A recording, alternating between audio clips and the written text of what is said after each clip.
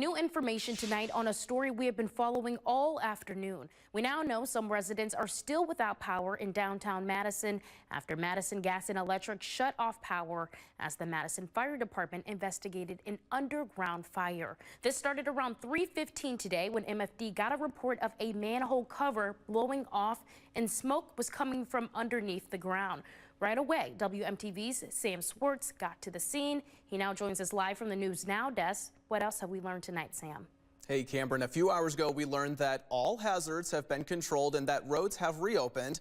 Power is being restored to the area after being shut off for several hours. But during that time, the community was essentially shut down.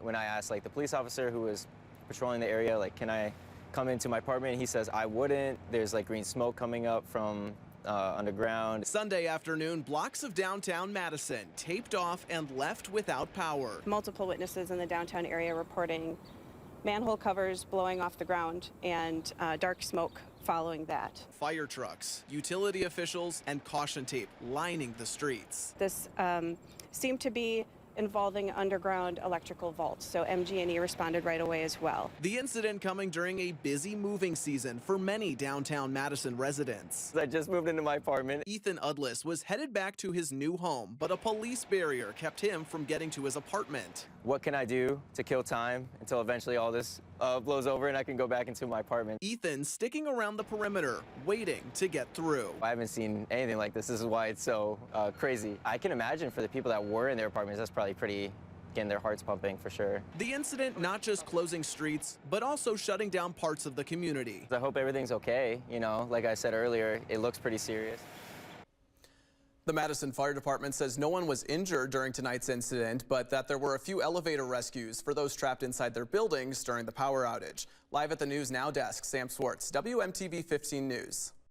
Sam, thank you. For nearly 4 hours, the area around West Washington Avenue to West Mifflin Street and Henry Street to Broome Street were blocked off. People were asked to avoid the area, and these were the same areas potentially impacted by power outages during the time of the investigation. Madison Gas and Electric shared a statement with WMTV tonight regarding the situation.